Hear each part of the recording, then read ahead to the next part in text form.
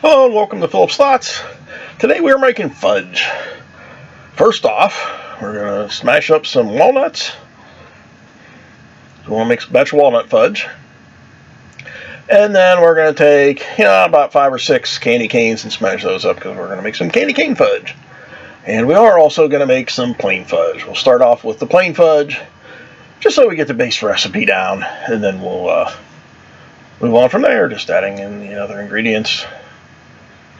Now you're going to want to go ahead and loosen up first, stretch out. There's a lot of stirring going on here. We're going to go ahead and get our pan prepped first.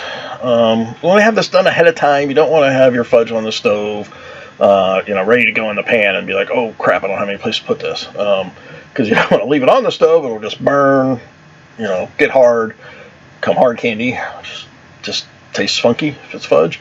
And so you want to have things ready ahead of time. Go ahead and smash up your nuts if you're going to put walnuts in, and any other ingredients you're going to put in. If you want to try something different, go for it.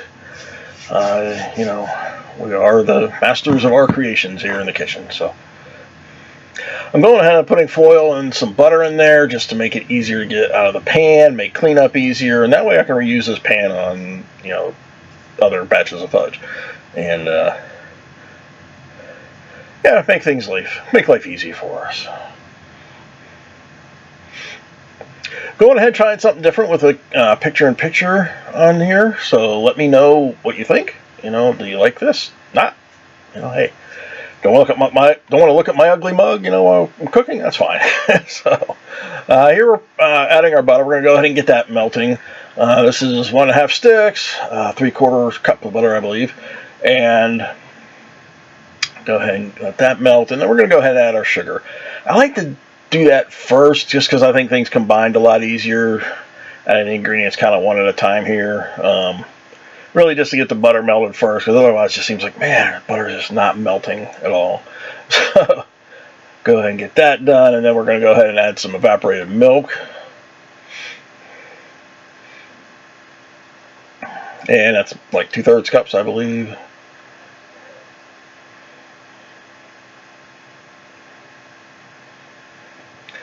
And we'll stir that up and get that boiling. And he's sticking now. We're going to go to the future. Here you go. Yay!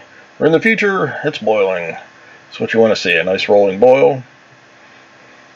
Now I've got my little thermometer out there, holding that in there.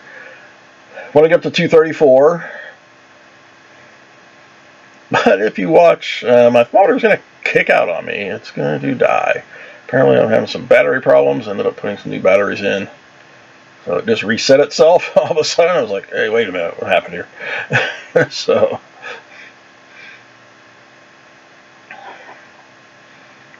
let's toss that off to the side.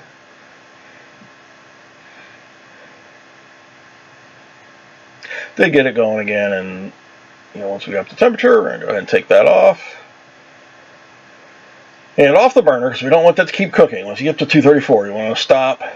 And we'll go ahead and add our chocolate chips and just keep on stirring and stirring and stirring. Like I said, there's a lot of stirring going on here. So round and around we go. And at first it's going to look like that. It's going to look like, man, this stuff is just not melting, but it will. It'll give in to the heat. Chocolate will succumb to our fudgy desires. So.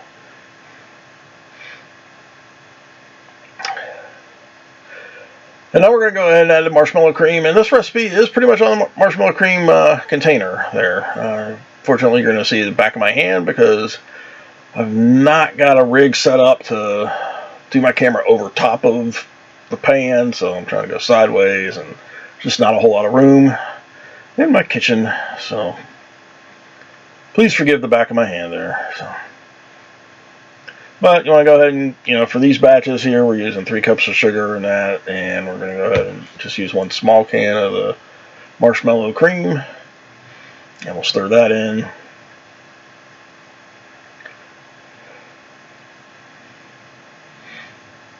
And if you get to the point where you're just like, man, I'm tired of stirring, you can just say, hey, we're having, fudge with marshmallow swirls through it, and whoever gets a big chunk of marshmallow in their piece of fudge, hey, they win the prize. But in our case, we want to go ahead and we're going to keep on stirring and stirring and stirring, getting our exercise. And once we have all that stirred in, then we're going to add a little bit of vanilla. And we'll be done. This is going to be our plain fudge. We're not going to add any nuts to this. Kids don't like nuts. So, got to give them something they like. This is for Christmas. So, center of the pan, pour that on in. Nothing looks better than fudge pouring into a pan like that. It just looks awesome.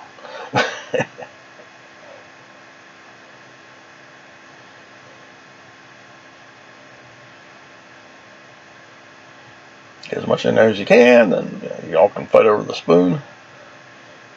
Now here I was going ahead and I was trying to be fancy, trying to put down just some big pieces of candy cane. I did the same type of thing with the walnuts, and I should have just sprinkled the whole bottom with it. I think having a lot more. I was trying to do kind of individual, like just slice them up individual pieces and have candy cane on there, but should have made the pieces just a little bit smaller and then just put it all over the bottom. I think that would have come out better. So live and learn. That's what we do on this channel. So try new things, see what happens, and it's all going to taste good. So there, we're going ahead and we're putting all that in. Now you can add as much as you want. As with most of my recipes, or with all cooking, really. It's up to you. What you like more or less of. So if you like things really minty, or someone's really into mint chocolate, hey, add a few more candy canes to that.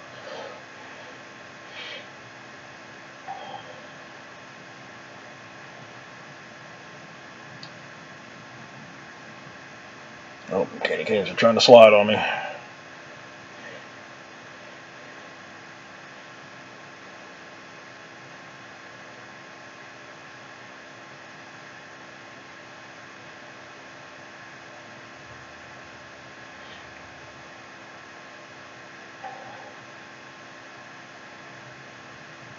And that was the same base recipe. All we're doing was just adding the candy canes to it.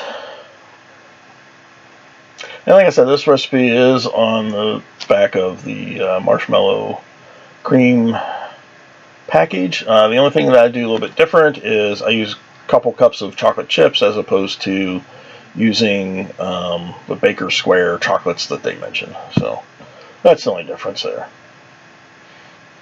And if you want to have a darker fudge, you can, not use as much of the vanilla, the marshmallow cream, and that will help, keep it a darker, more denser type of chocolate.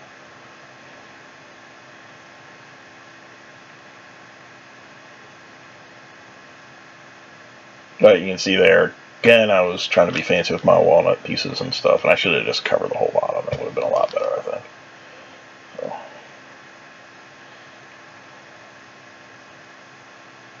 But, hey, let me know what you think about this. Let me know if you like the picture-in-picture on the video. Let me know if you, have ever added anything interesting to your fudge. If you have any, variations of the recipe. Like to learn. That's what we're looking for here on this channel. So, but just, a couple quick recipes, just using the same base. Add different ingredients, that way everybody's happy. It is Christmas time after all, so get all those nuts covered in chocolatey goodness there.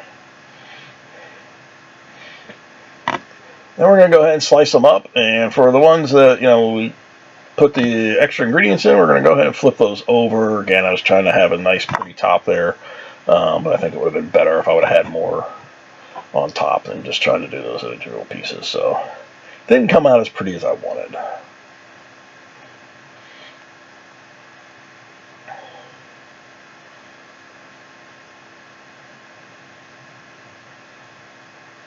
This is a rich and creamy fudge. It really is delicious. Make it every year. It always seems to be a big hit.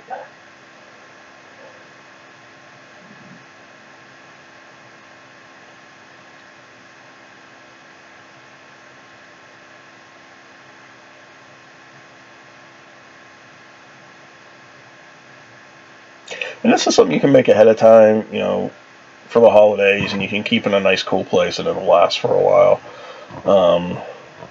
You know, if you have a, you know, cool room to the outside, you know, you can put it in a container and store it out there.